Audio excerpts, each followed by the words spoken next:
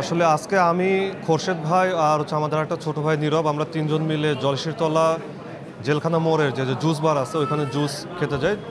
তো জুস আমরা খেয়ে যখন বের হওয়ার পর একটা ছেলে এসে ডাক দেয়। তো ডাক দেওয়ার পর যে কী কারণ এরকম শুনতে ওই ছেলেটা যে মারমুখো হয়ে ওঠে।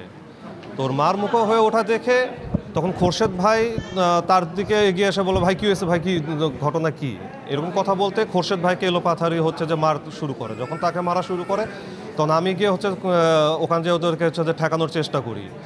এক পর্যায়ে যে খোরশেদ ভাইকে একটু সরাই দিয়ে যে ওদের সাথে কথা বলতে চাই, তখন ওখানে ওরা 8-10 জন বা তারও বেশি হয়তো বা হতে পারে, তারা যে একেবারে সবাই আমার উপর হামলে পড়ে। আমি যে ওদের যে হামলা থেকে বাঁচানোর জন্য একটু চেষ্টা করতে গেলে এক পর্যায়ে আমি মাটিতে পড়ে যাই। তখন এরা আমাকে এলোপাথারি যে কিল ঘুষি মারে। তাদের হাতে তাদের কাছে অস্ত্র ছিল, ধারালো অস্ত্র বা কিছু থাকতে পারে, কিন্তু ওটা ওরা বের করেনি। ওরা নিজেরাই বলতেছিল যে বের করা যাবে না এরকম। আর আমার চোখে একাধিক আঘাত লাগছে, এছাড়াও মাথা, ঘাড়ে, তারপর পিঠে, বুকে এগুলো আঘাত লাগছে। পরে একটা পর্যায়ে যে আমি ওইখান থেকে একটু সরে আসতে সক্ষম হই।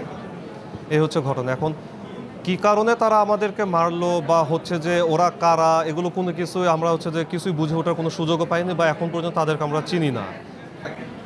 আমার কাছে মনে হচ্ছে এটা প্ল্যানেট কোনো ওরা টার্গেট করেই মারছে, এটা মনে হলো। হুট করে এসে ড্রাঙ্ক মানে অ্যাডিক্ট যেরকম হয় ওইরকম ছেলেপেলে তর্ক করতেছিল। তখন আমি বললাম যে ভাই কোনো সমস্যা থাকলে কথা বলি।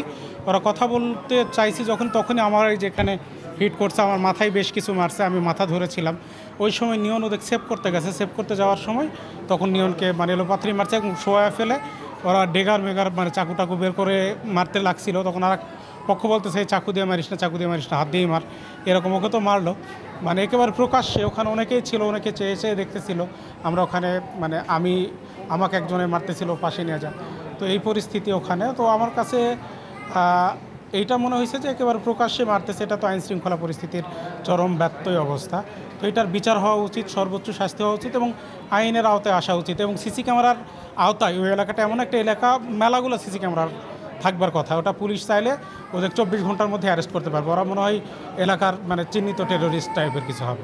তারা সবাই জানেন যে মানুষ বলে বা সবাই জানে যে সাংবাদিক পেশা হচ্ছে সমাজের দর্পণ। আসলে আমরা যে এই এত কষ্ট করি মাঠে, আপনারা সবাই যে কষ্ট করেন, আসলে আমরা কতটুকু মানুষের কাছে দর্পণ হতে পেরেছি সেই ঘটনাগুলো কিন্তু এখন প্রতীয়মান। আজকে পর্যন্ত কিন্তু সাগর রুনির হত্যার কোনো বিচার হয়নি। পালাক্রমে এর আগেও অনেক সাংবাদিককে হত্যা করা হয়েছে, পালাক্রমে এই সাংবাদিকরা আক্রমণের শিকার হচ্ছে, কিন্তু কোনো বিচার হচ্ছে না। দেখেন আজকে দুইজনে কিন্তু পেশাদার সাংবাদিক, একজন মাছরাঙ্গা টেলিভিশনে আছেন, আরেকজন ঢাকা পোস্টে কাজ করতেন। দুইজনকে এমনভাবে মারলো সন্ত্রাসীরা কি আসলে কোনো দল কি তাদেরকে নিতে চাবে? তাহলে প্রশাসনের এখানে অ্যাকশন নিতে সমস্যা কি, আমরা তো বুঝি না। তা এই সাংবাদিকদেরকে যে একের পর এক হামলা করছে, তাদের যদি বিচার করে বা তাদেরকে গ্রেপ্তার করে আইনের আওতায় আনে, তবেই তো সাংবাদিকরা নিরাপদ হবে। আমরা বিষয়টা সর্বোচ্চ গুরুত্ব দিয়ে দেখছি এবং আমাদের পুলিশের টিম সেখানে গেছে, একাধিক টিম কাজ করছে, ডিবি টিমকে দায়িত্ব দিছি। আমরা আশেপাশে যে সিসিটিভি ফুটেজ আছে সেটা আমরা সংগ্রহ করার চেষ্টা করছি। যারা ঘটনা ঘটাইছে অবশ্যই তাদের আমরা আইনের আওতায় নিয়ে আসবো এবং এই ক্ষেত্রে আমাদের সর্বোচ্চ থাকবে, এফোর্ট যেটা দেওয়ার আমাদের পুলিশের পক্ষ থেকে, বগুড়া পুলিশের পক্ষ থেকে থাকবে। আমি আমাদের মিডিয়া অফিসার অ্যাডিশনাল এসপি সুমনকে পাঠাইছিলাম আমাদের সাংবাদিক লিওন ভাই এবং রশিদ ভাই তার সাথে কথা বলার জন্য। অলরেডি সে কথা বলছে। আর বাকি বিষয়টা আমাদের অন্যান্য পুলিশের টিম যারা আছে তারা কাজ করছে। আমরা প্রত্যেকটা অ্যাঙ্গেলেই দেখছি যে কেন হামলাটা হলো, কি হলো।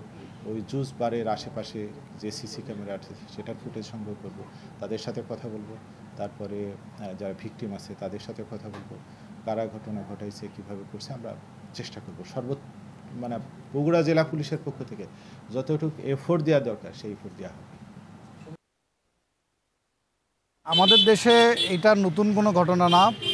পেশাদারিত্বের জায়গা থেকে যখন সাংবাদিকরা মাঠে কাজ করতে যায়, বিভিন্ন নিউজ সংগ্রহ করতে যায়, তখনই কিন্তু মূলত আসলে একটা শ্রেণীর টার্গেট হয়ে যায় এবং তাদের হামলার শিকার হয়।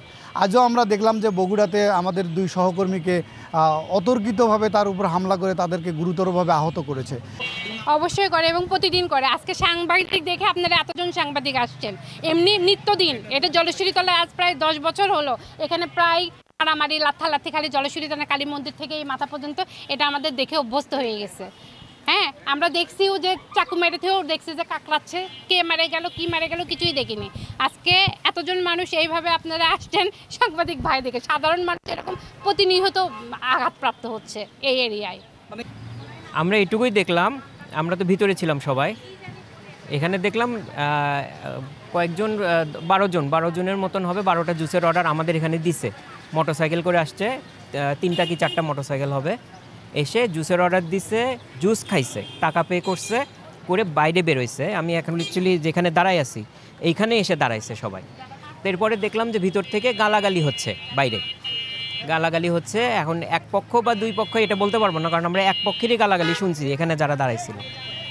এরপর আমরা বেরোতে বেরোতে দেখি আপনার এই সামনে হচ্ছে আপনার মারপিট শুরু হয়ে গেছে।